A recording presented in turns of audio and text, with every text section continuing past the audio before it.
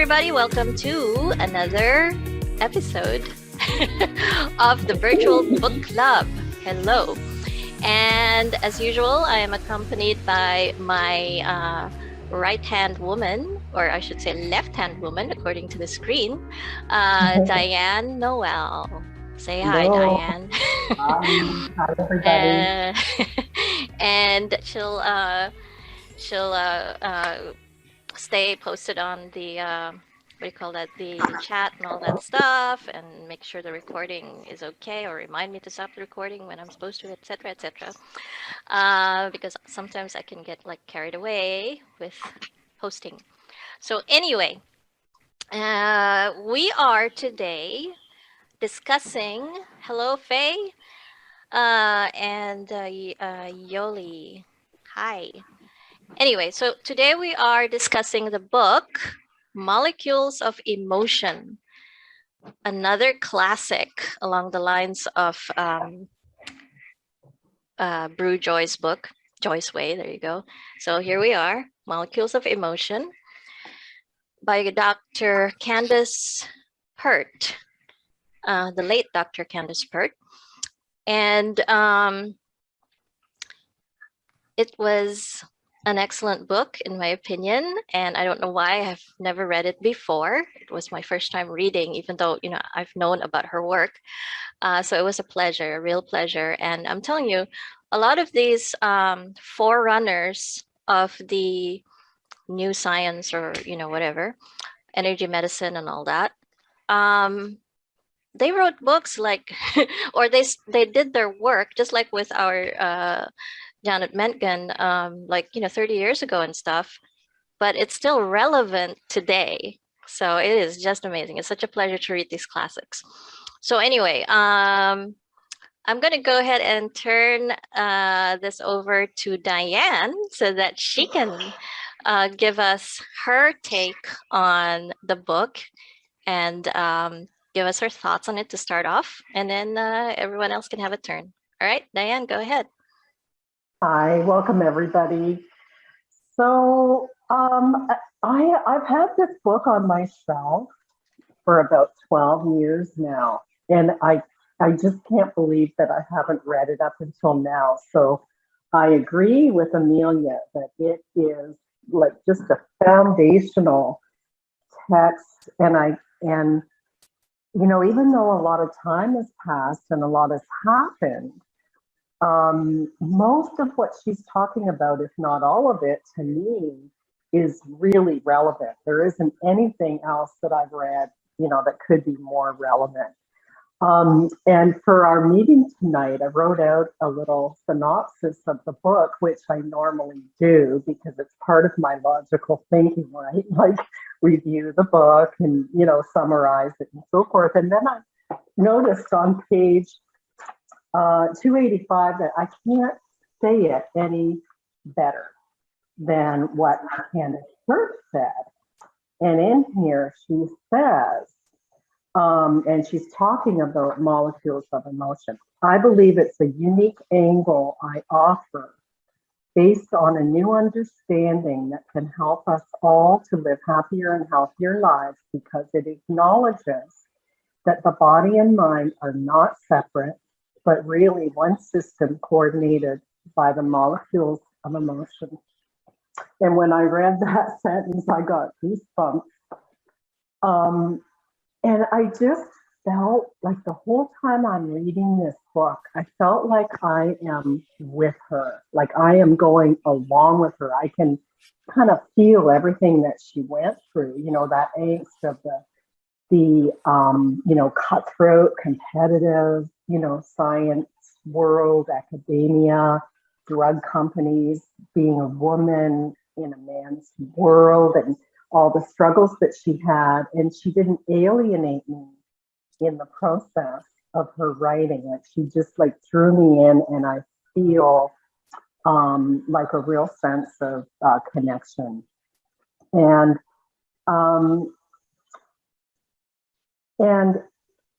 following her, like where she got to, kind of where she was switching over to a different way of thinking, and where she realized that she could actually let go.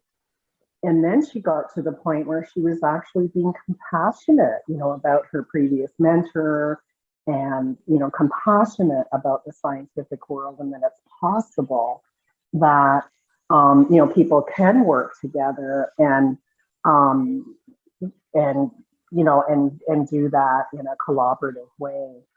So I thought that I really got a really clear sense of that.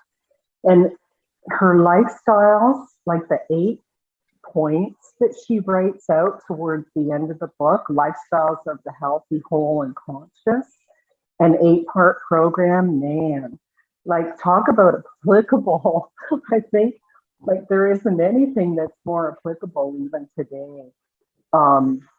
And I think she drew a lot from Ayurvedic practices, which I'm pretty familiar with. So I found that interesting. I'm going to be really short now because I'm really anxious to hear what you folks, have to say in terms of this. But for the healing touch part of it, like I felt like she is such an advocate.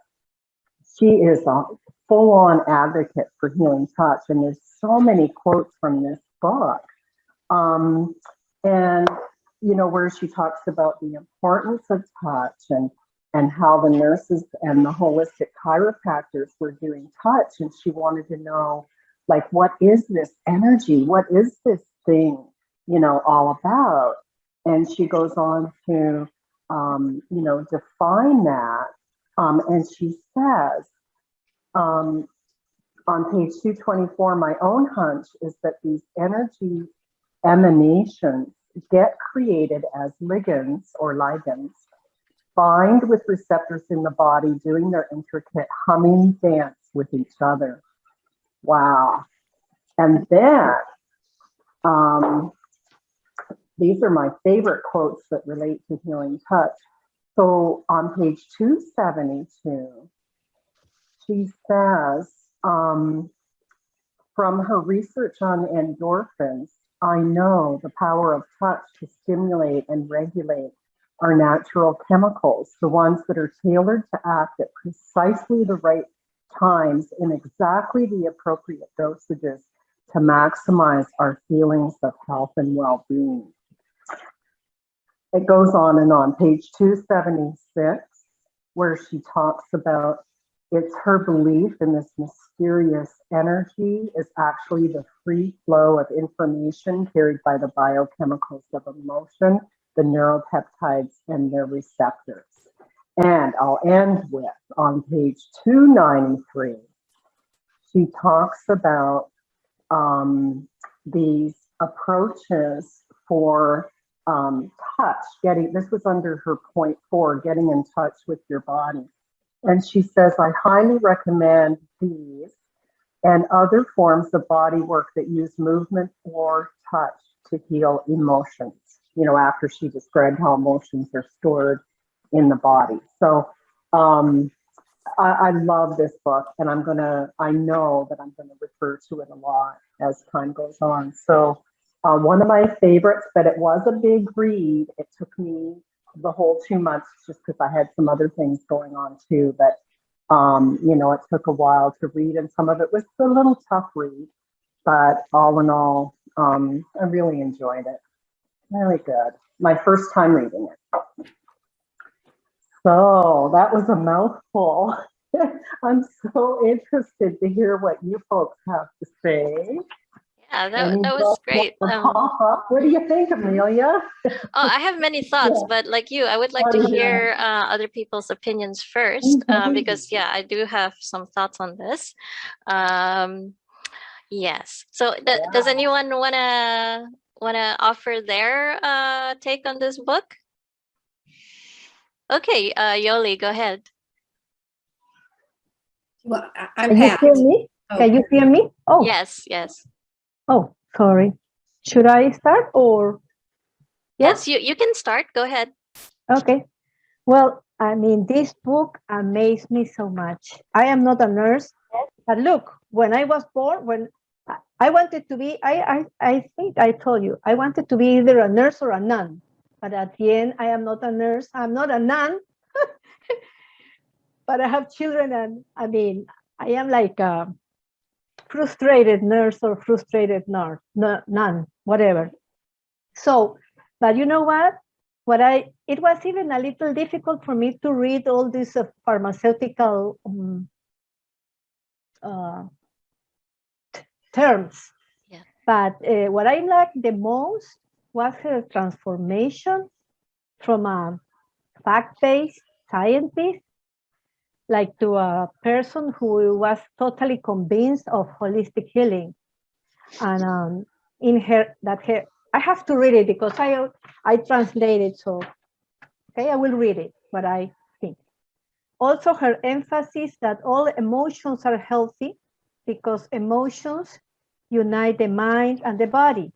So both emotions that she calls negative, such as anger, loneliness, or sadness, are as healthy as those of peace, strength, and joy. Sometimes we try to suppress or repress our negative emotions and to try to be positive, but those emotions needs to come out in any form.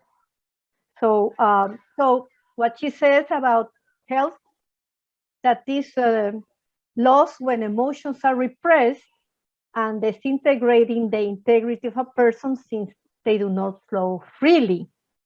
Also, it says that the strongest healing comes when we release our anger or resentment that has been hidden and that causes the immune system to reset. So I also like what she says about touching, but also in the practical way. I feel like a bear hug, as I say when I give hugs to my family or my grandchildren. It's so healing. I mean, even for me and for them. And so they come and we give us a bear hug, and it's so comforting. And I have been sick actually. Um, I have been very healthy, but I don't know what happened to me that I have a very, no, I have to say that in another session, not in this book. Sorry. About also what I like about the approach to faith, to Jesus. I like it a lot because in my case he's my guide, and I think he's a healer per excellence. And also very important that she says about the dreams that she has, that she keeps like a record every day. And I think I will start doing that because this is very important, the dreams. And then maybe some days after, then you can say, oh, that was the meaning, or that's what my body wanted to say. Also the transcendental meditation, the 20 minutes quieting the mind. And I mean, I like this book a lot, and I even bought the CD. She has a CD with affirmations and with music that is specifically for each chakra and for healing, and have been trying it every day. It's great. Thank you, Yoli. That was beautiful. Okay, because she touches upon the cancer disease because her father passed away from lung cancer. And she does talk about her belief that the emotions, repressed emotions, there is a correlation between that and development of a disease like cancer. So like what you were saying, how she says that all emotions are well, it's healthy to feel all your emotions, including the ones that are considered negative, because as we have read, for those of us who were reading the book by, was it? I think we covered the emotion code. Is that correct, Diane? Yeah, we did the emotion code by Bradley Nelson. And that book talks about how emotions are trapped in the tissues And so yeah, so there's lots of other work by lots of other people in the field who also stand by the concept of emotions that are unprocessed being trapped in the tissues and eventually can manifest as a physical disease. So yeah, so quite something. And yeah, and her saying about how one of the reasons why she wanted to let go of her buried resentment towards her mentor, you know, all that anger that she kept when she had been snubbed for the pre-Nobel Prize by her own mentor. One of the reasons she wanted to do that was because, again, of that belief that emotions can lead to physical disease.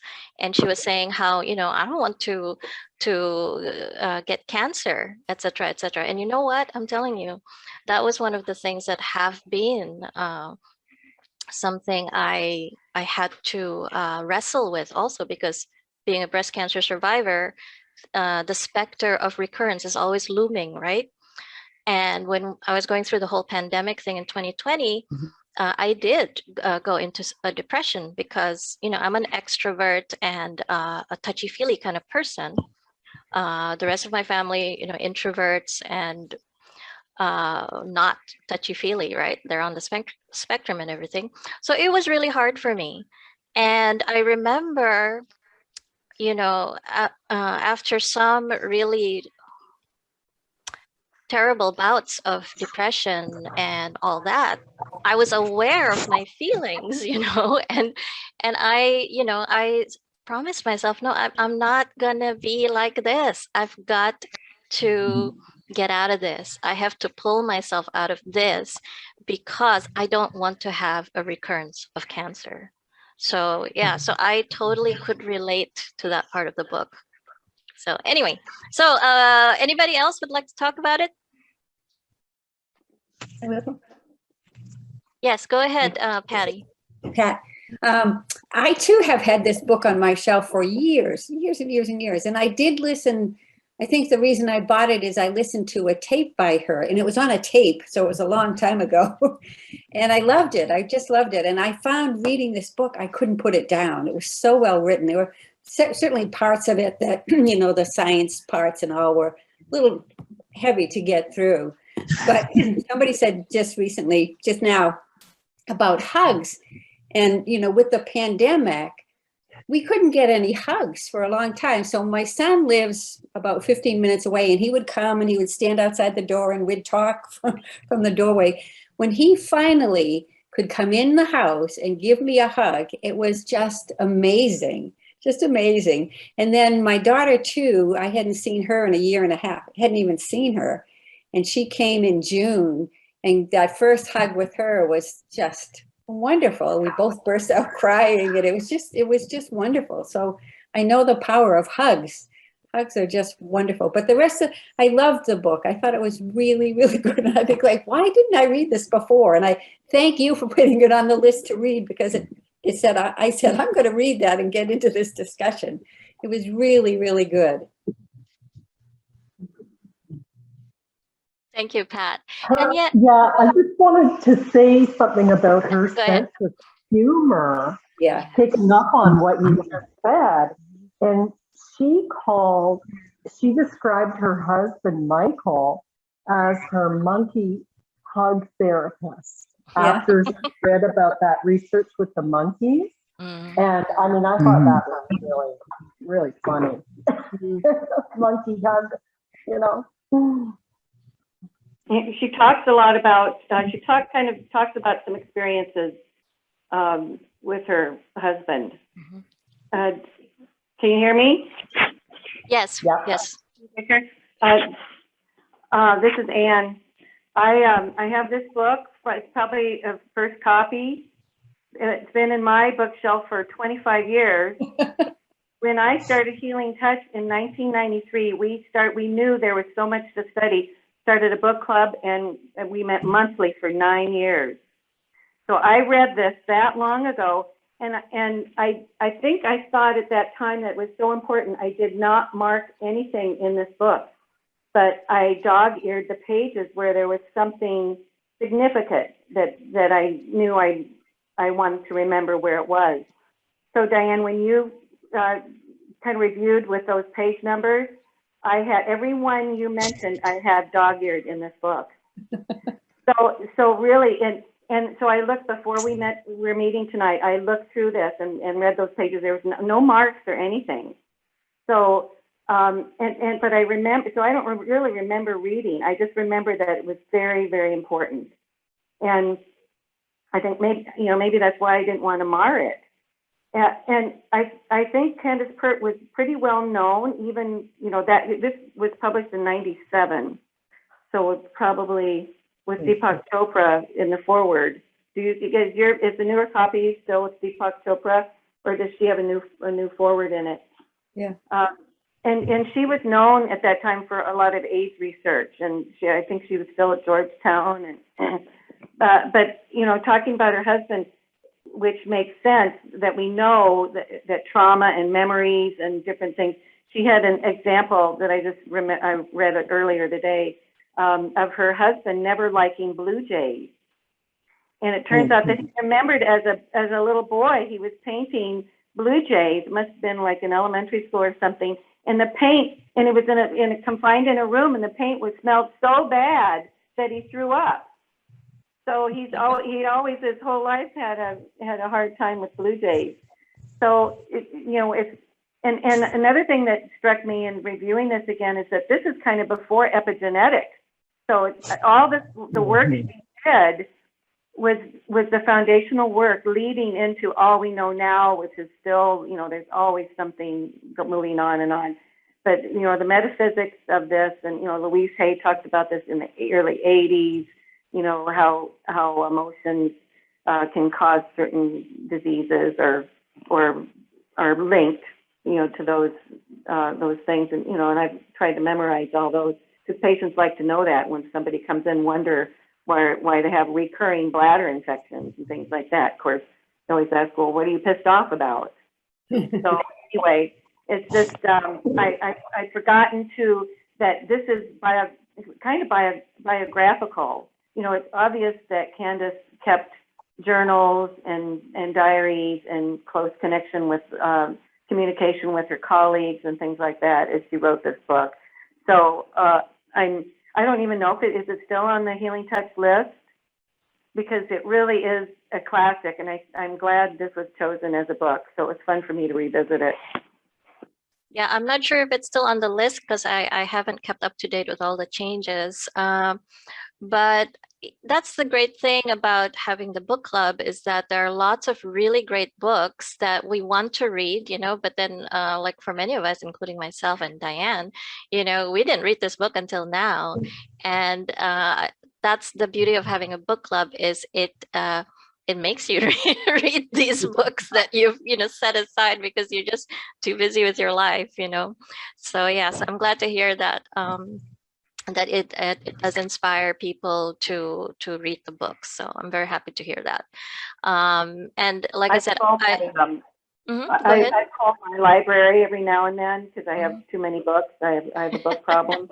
And I'm sure I've gone over this, just touched it or looked at it and thought, no, I better keep this one. So this is why I like this book club, because it's really fun to review these things. Yes, and all these. Well, all these books need to be read more than once, really, to have time in between, Like, for example, had I read this book before I ever had cancer, it would be so different, right? That part that I just shared with you that really touched me on a personal level would not have hit me that way, right? So it's really quite something. Anyway, I do have other thoughts, more thoughts to share with you, but I'd like to give the floor to someone else who would like to share their thoughts. Okay, let's go with Jean. I agree with everything everybody said. I had read this many years ago, and I thought it was still on my bookshelf. I couldn't find it. And it was amazing. I was just so sure my library would have it, and they didn't. I so surprised myself because I see this as such a seminal thing for everybody to read. I so appreciate her ability to speak science and to speak to people. To me, it just reminded me of, all the time somebody asks you to explain something about healing touch or something else that you're doing and you kind of trip over your words a little bit sometimes or whatever. So I so admired how she could speak them both. And I also, just her ability as a storyteller.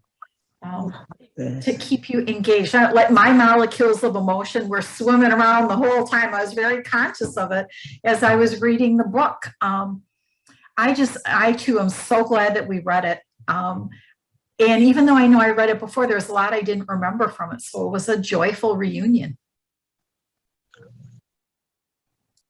Yes. Yep. Agreed. And I think Faye, did you want to talk? Yeah, and I did the page number thing. On 142 and virtually locations where information from any of the 5 senses enter the nervous system, there are a high concentration on neuropeptide receptors. And the Nobel Prize today was given for the discovery of receptors that influence touch and feeling and temperature.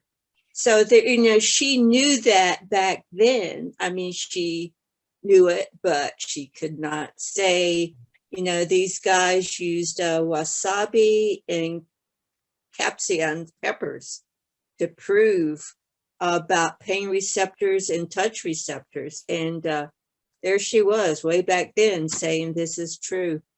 And I guess, and then the pain threshold, and she's talking about the paraductal gray filled with opiate receptors. People gain access with their conscious intention and are able to set the pain thresholds. Again, that's those receptors. And I guess just looking at the timeline, in 1984, she did her first paper, Can Positive Emotions Affect Disease? And then in 1985, she was speaking at the Institute of Noetic Sciences. Does Consciousness Survive Death was the conference theme. And the big one, The Wisdom of the Receptors, Neuropeptides, and the Emotions in Body Mind, was published in 86. And so, she sort of coined, I think, the whole thing of body mind, that concept. And I sent a link of Michael Ruff sort of remembering her. And he really goes into that on the YouTube on how she birthed the body mind stuff.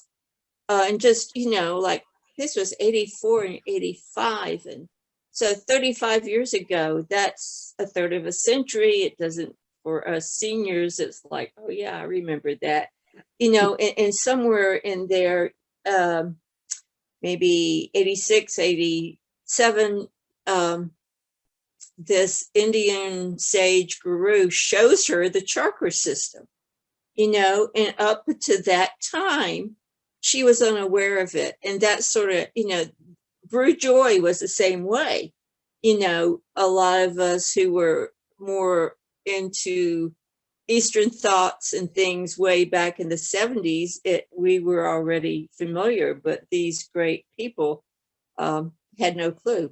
And just on 269, just the whole depression and linking that to childhood trauma. I really want to learn more about the hypothalamic pituitary adrenal axis. That looked like an interesting concept to me.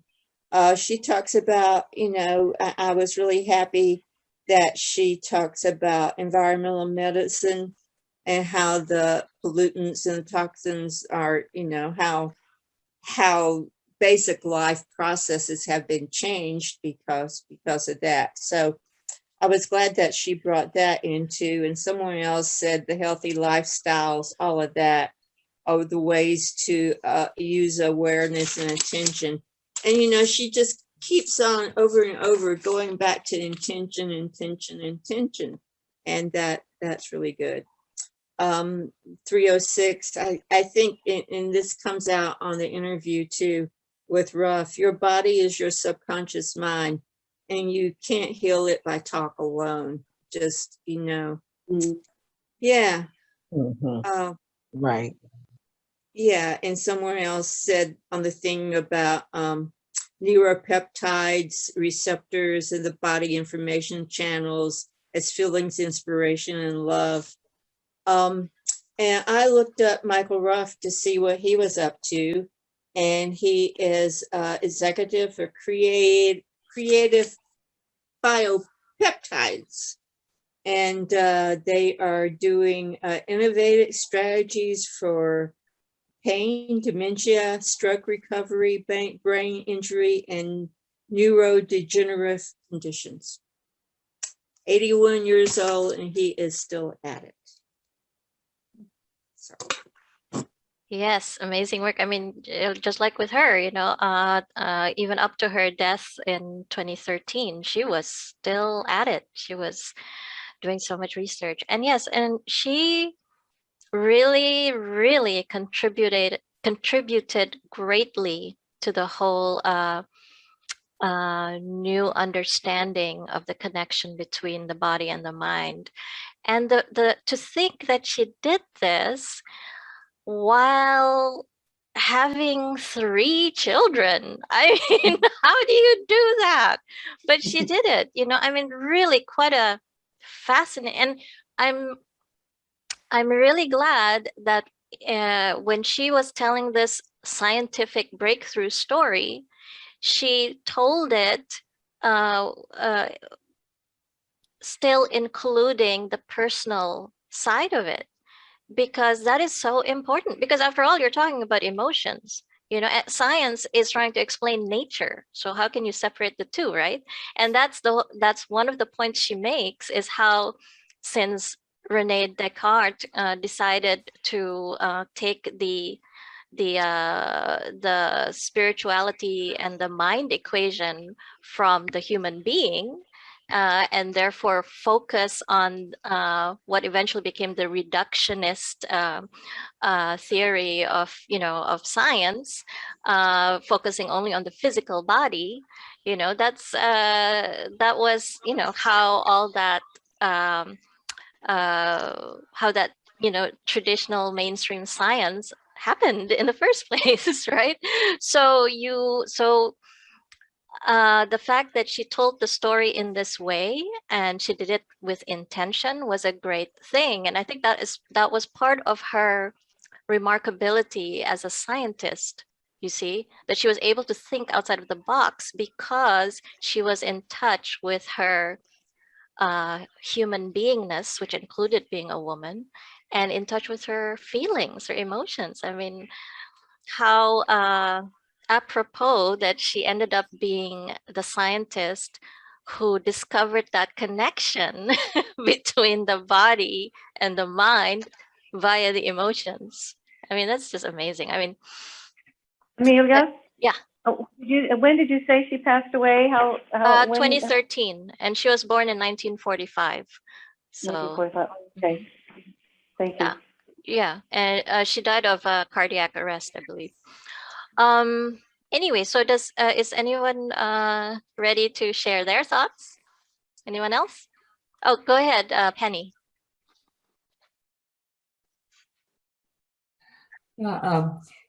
I actually did not have the book on my shelf for years, but I heard of it quite a few years ago, and I just didn't ever read it. So I was glad I did. But I'm a holistic family physician turned energy healer, and as I was reading the earlier parts of this about all of the discoveries with the peptides and the neurotransmitter receptors all over the body, I thought, oh, if we'd only had this information when I went through medical school, I probably would have been a lot happier with Western medicine all those years I was in it. But, you know, we learned about it, and it's like, there's these neuroreceptors in there in your brain, and they carry information between parts of your brain, and that's it. And it's because all this research wasn't done yet at that point. But yeah, I found the book fascinating. And I noticed some of the things you guys did, but I picked out sort of different things that fascinated me. And on page 287, she's got she had talked on the page before about being full consciousness involves awareness of not just mental, but emotional and even basic physical experiences as well, and how we can listen in on the conversation between all of that. But she talks about when she was at a conference, and she met a woman, a practicing psychotherapist, and that woman who was Evelyn Silvers was her name. But she led her through a guided meditation of releasing beta endorphins from the pituitary, where it's the highest number of receptors for it and the highest concentration of them. And it was fascinating. And I read that, and then I tried doing it, and it's like, boy, I finished doing that, and it's like, oh, I feel so good now. but I thought that's a long way to come from starting out when you're trying just to even get people to believe that there are such things as transmitters, to then having a meditation on how to get your pituitary gland to release more of feel-good hormones. So, and the thing that appealed to me most in the entire book was the one time when she got really poetic, because she's a scientist, and so a lot of it's scientific, and she gets into emotions and all. But on page 189, she's talking about gut level feelings, and had been talking about the receptors in the intestine and why our gut level feelings really are gut level. But then she says, every second, a massive information exchange is occurring in your body. Imagine each of these messenger systems possessing a specific tone, humming a signature tune, rising and falling, waxing and waning, binding and unbinding. And if we could hear this body music with our ears, then the sum of the sounds would be the music that we call the emotions. Yeah, And I thought, love that too. That was such a poetic way of expressing it. And you could just picture all of everything humming happily together, unhappily together. Yeah, I love that too. I actually bookmarked that part as well. And I liked how early on in the book she described about neurotransmitters and receptors, and talking about the movement, the dancing, and the bumping on and the bumping off, etc. So that was just fascinating, really. Yeah. And I really enjoyed that she talks several times in there about Buddhist meditation. I'm Buddhist, so I appreciate that. And about the same thing about not denying anger and negative emotions, that it's good to get those out and examine them and try to get to the root of them and see if you can then release the emotional involvement with it, so that you can do things like she did with forgiving her mentor. And so you can forgive things in the past, because that's how we move on and are happier in the future. Yeah, that you have to process the feelings. And actually that is a very important thing, because we do have the tendency to overemphasize positivity. For example, even again, I'm speaking from the cancer experience, that they were so big on keeping our spirits up that it was always a matter of oh, you're a hero, and when you're done with your treatments, it's like, you beat cancer, you did it, you're what was it? You're now cancer free and all that stuff. But really, they did not prepare us for the fact that no, you're not cancer free. There's always the specter of recurrence is always there, right? So cancer free is a bad term. And and so forth. And then even calling it survivorship survivor, I and lots of other people who've been through the experience don't like that word, because it denotes like it's over, the battle is over, and it's not. You're a warrior all the way until somebody finds a cure, really.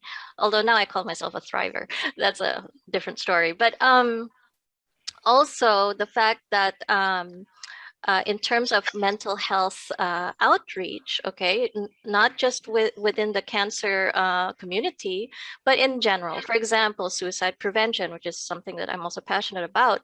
How many people are afraid to engage somebody who is exhibiting suicidal, signs, right?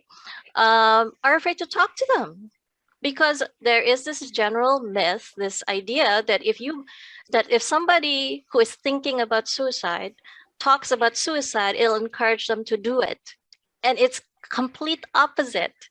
If That's the you opposite. Yes, if you help them to talk about it, they release those feelings, they process it, and they're not going to do it. The ones who do go through with the suicide are the ones who don't talk about it.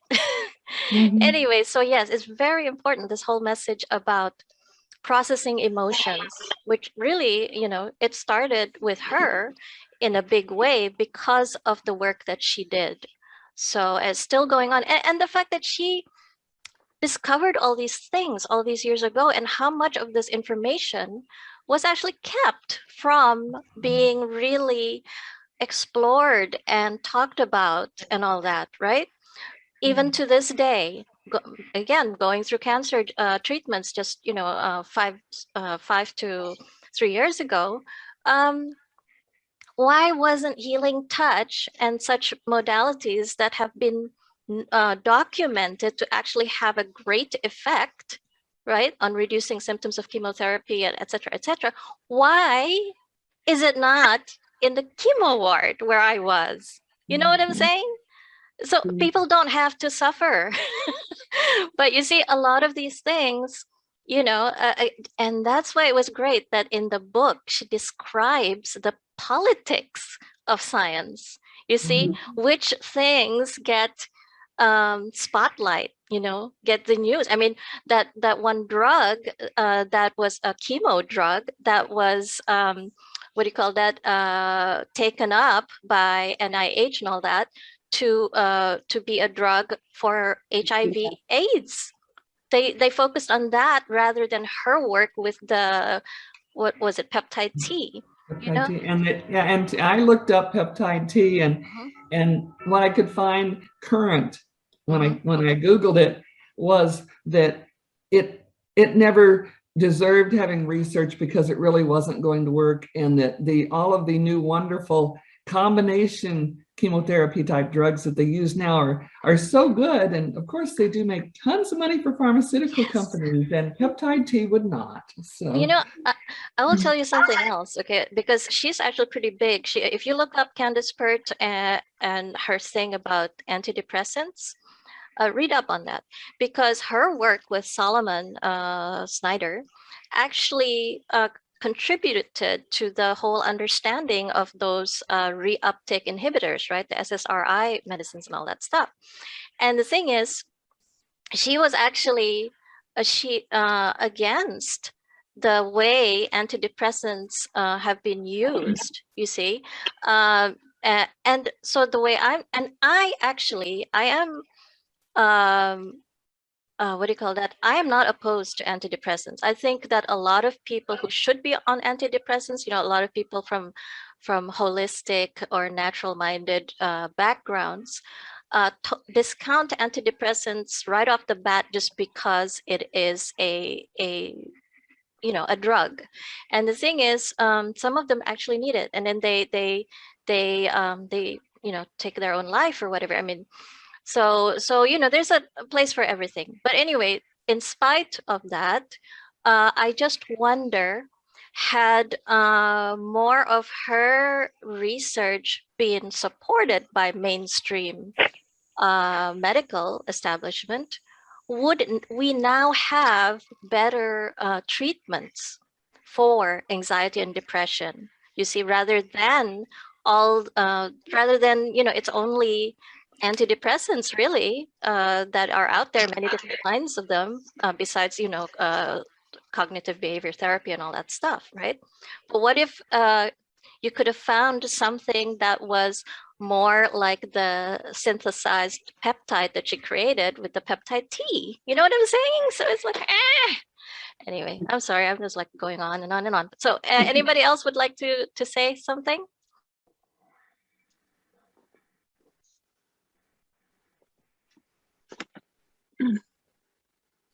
Georgette, Diamond, Teresa, anybody else?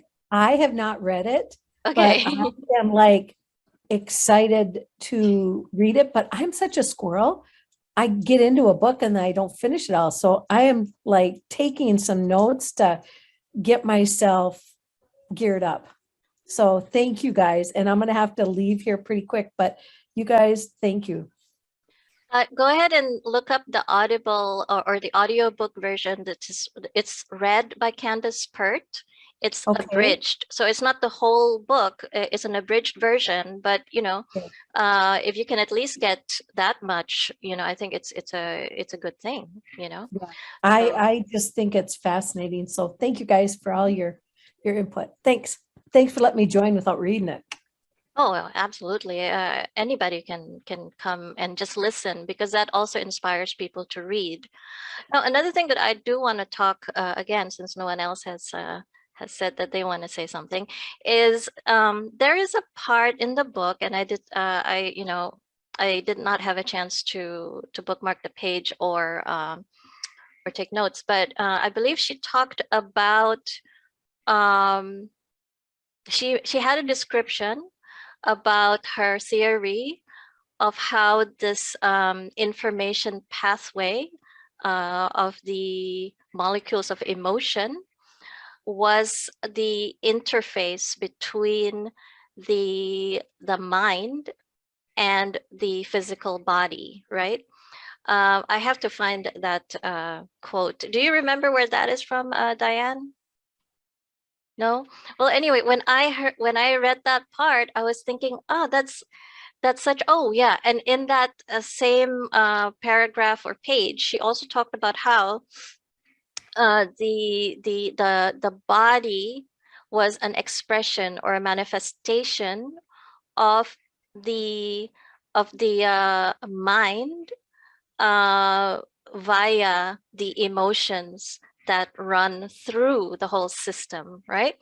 And I was just thinking, it made me think of the Barbara Brennan book, where you see the physical body, right? And then kind of layered over it is the emotional body, layered over that is the mental body. It's like, come on, that's exactly what she's talking about, right?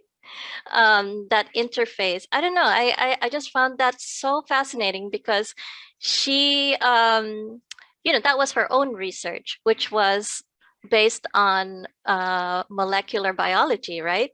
Whereas Brennan's book is different, because Brennan was someone who had higher sense perception, and she has all those lovely diagrams about the different layers of the energy field and all that.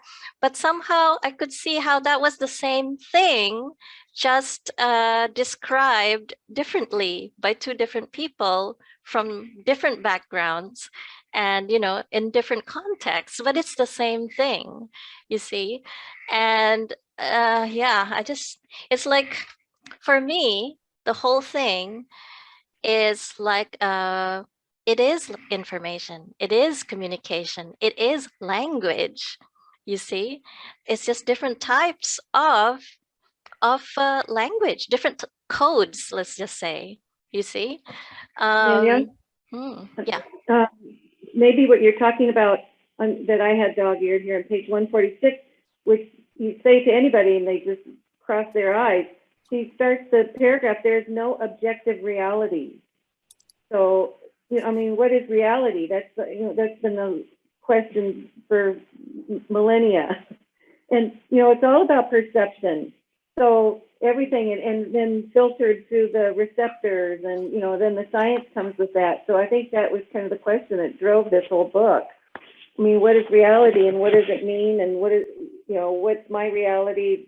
And it's just interesting. And now there's so much talk about fact. What's the difference between a fact and truth and belief, and where do we decide, and how do we discern and scrutinize and all that? It's all about emotions. It's all about our perception. So anyway, it seems that this is such an old book that it's so current. It really is interesting to discuss this, I think. Yeah, it's extremely still relevant to this day.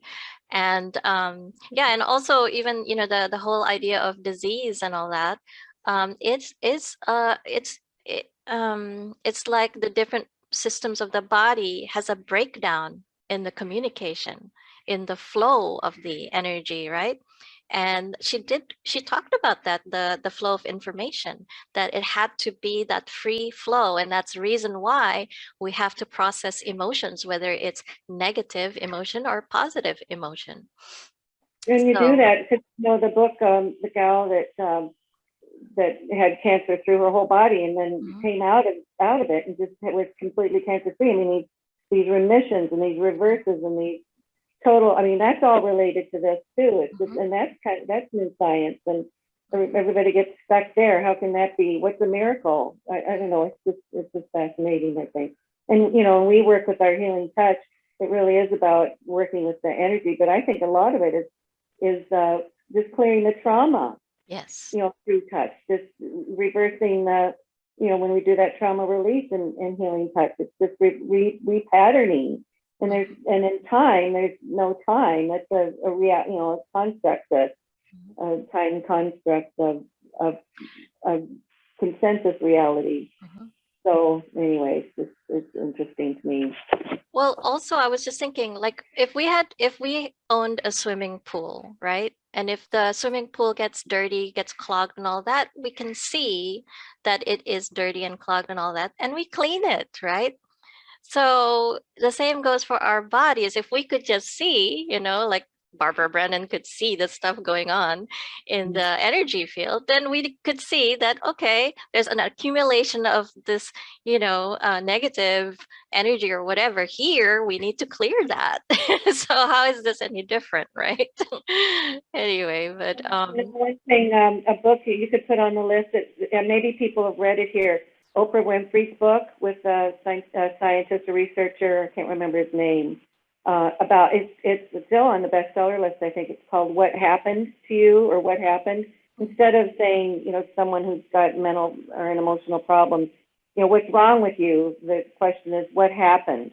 Yeah. So it goes back to trauma, and we know as practitioners, is it trauma this lifetime or is it past lives? And so that would be one, kind of similar to this, more current, to look at some of this, the mind-body connection and how it affects.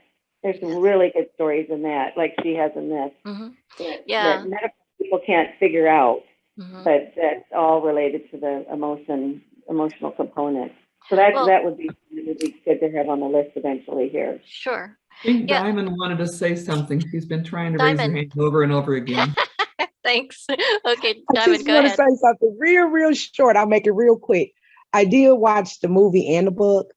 It was the movie that she had a large insert in, and it was called "What the Bleep Do We Know?" And I really liked how, for me, it made me focus on the fact that our bodies are 80 to 90% water. And the vibrations of what we think and the energies cause that water to be affected.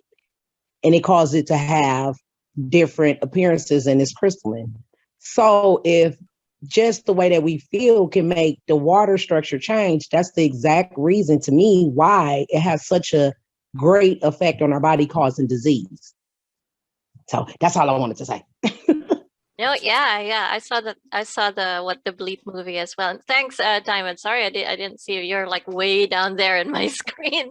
But yes, Yoli, you wanted to say something else? I agree totally with Diamond.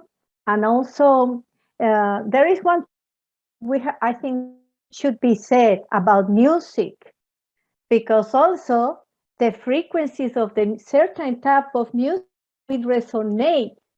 It inside our body and our mind and spirit. And in her CD, CD music, she, besides the positive affirmations, background music is especially done to heal the body. I mean, you should hear that CD. I mean, it's great for everyone, and the music is very important. And the water. Diamond, have you read about the memory of the water? Have you No, I heard have not, but I will get that. I'm a Pisces, so I absolutely love water paying and the attention? moon. Yeah, about the memory of the water is very interesting. Okay, the memory of the water. I'll Is get that that. is that the book by Masaru Emoto? Yeah, it's you can see it in this no, in YouTube. I recommend you to watch it because even the The motion, memory of the the water. music, I'm gonna write everything. that down. Yeah, very important. Yeah, and I am planning to find the CD by Candace Pert as well. I read about that. It sounds fascinating. Yes. Bye, Georgianne. Thanks for being here. All right. See you. Teresa, I noticed that you wanted to say something.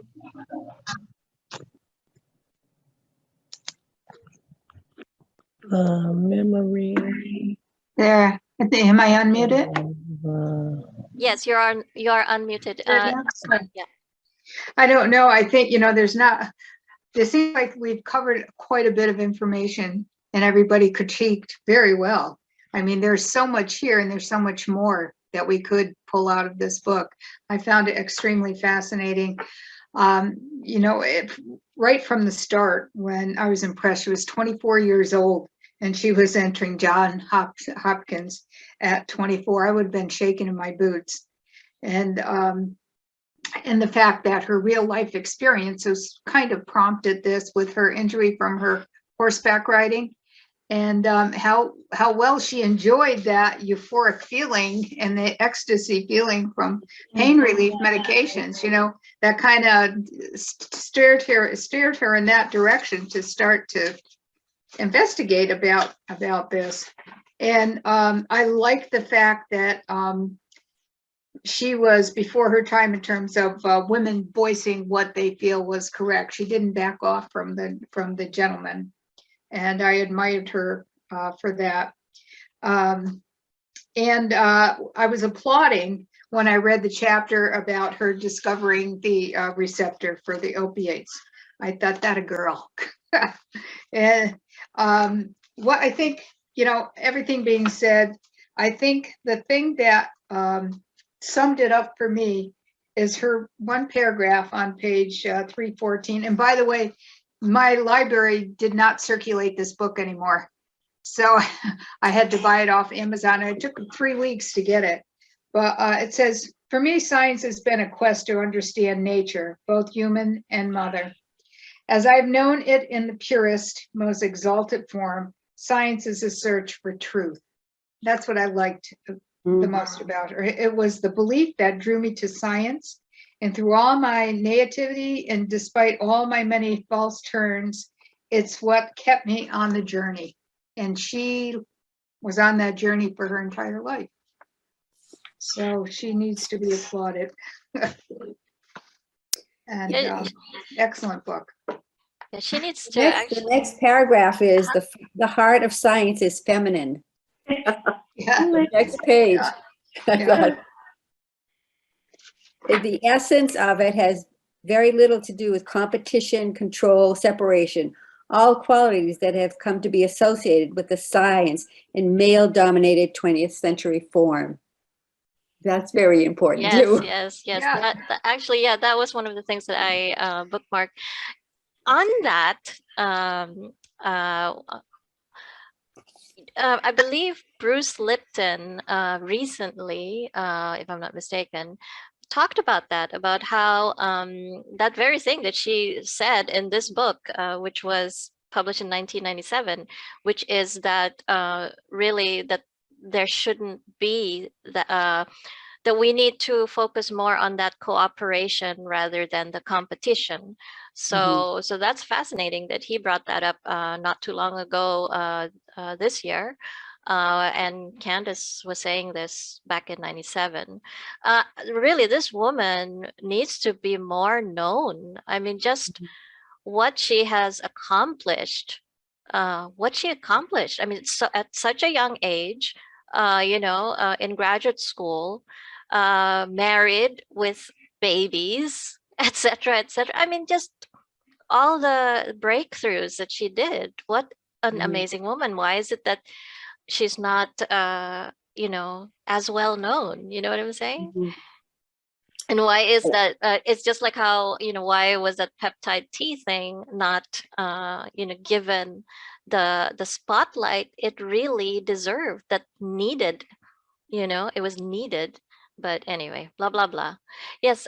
Did someone else put up their hand to speak? Anyone else? I think Yolia did.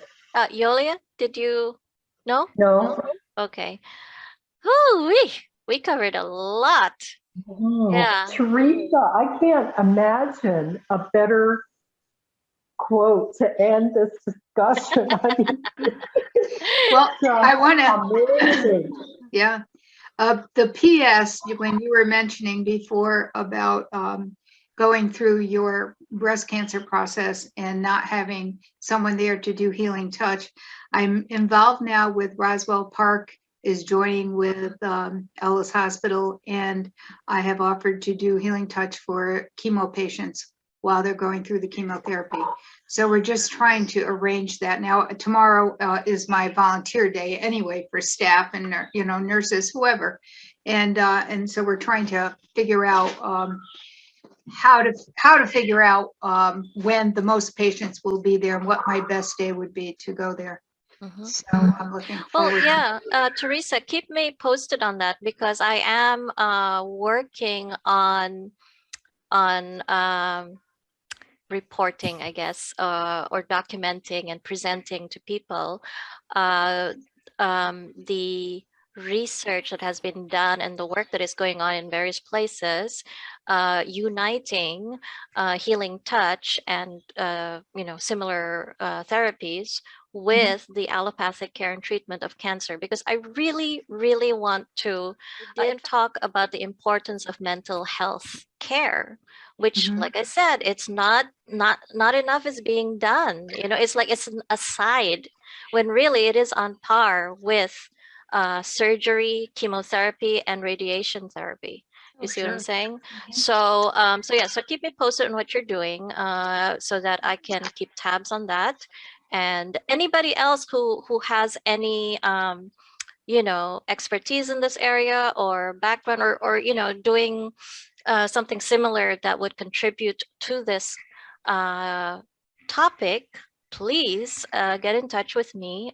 You can do it via the book club thing, or if you're on Facebook, I frequently post. You can look up the Houston, Texas chapter, which I co-lead with Demetra Green, and we are soon going to get going with lots of projects involving healing touch.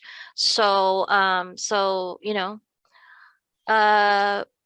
I would love to collaborate. Hey, in the spirit of Candace Pert, let's collaborate and see how we can share notes and inspire one another and all that stuff. I mean, I think a lot of people here know about the book, The Artist's Way, right? How artists need to cluster together in order to be, to inspire one another, be creative and all that. I think the same applies for healers or scientists or people who are creative. This is also a kind of creativity. So that's what I'm hoping to do, and it's something that we can do virtually as well as in person, obviously. So so that's something to think about. So make sure to reach out to me if you're interested in this movement.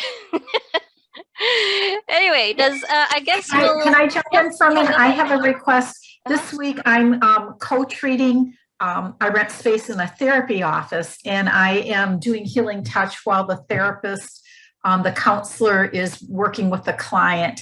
And so this is perfect timing for all the molecule. But if anybody has any experience with having done that, please reach out to me, because this is a new way that I'm practicing, and so I'd love any wisdom that you might have for me. Okay. What was the work again? Can you? I'll be doing healing touch at the same time that the counselor is working with the client. And so for people who are kind of stuck in therapy or have their molecules are not moving.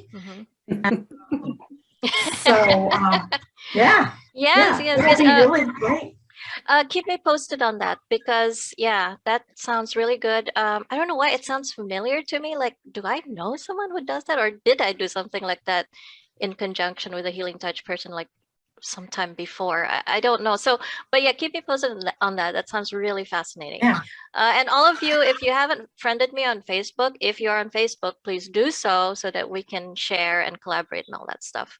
Because each and every one of you have so much that I could learn from, many of you, from the backgrounds and the experience that you have, I know, and I would love to continue to learn from everybody. All right. Okay. Oh, and Diamond, yes, I know you have connected with me. And I will connect with you too, with your group. I just haven't done it. I've been so busy, but anyway. I got you. But thank you again, everybody. This was wonderful and inspiring, and what a great book we chose. Now, the next book that we are doing is An Unquiet Mind. And it is written by Kay Redfield Jameson, who I believe is a psychiatrist or psychotherapist, something like that. And she also was an outspoken sufferer of manic depression, which I believe now has a different name. I think that's what it is. I could be wrong. Bipolar. Bipolar, there you go. So anyway, but it's a great, she's written many books, and I do believe her writing is also very eloquent. I mean, I really enjoyed Candace Pert's writing as well. All her humor, her description, how she made science so understandable. It was just wonderful. And it's always great when you have a book that is, a book to learn from, that is also written very well in the literature sense. And that doesn't always happen. So, anyway, so I hope you read this book, and we'll discuss it in November. And thank you again, all of you, for showing up and enriching this experience. And have a great rest of the day, night, whatever, week. All right. And everybody say bye. Bye. Thank you. All right. Until next time, same bat time, same bat channel. Bye. You got it. Bye-bye.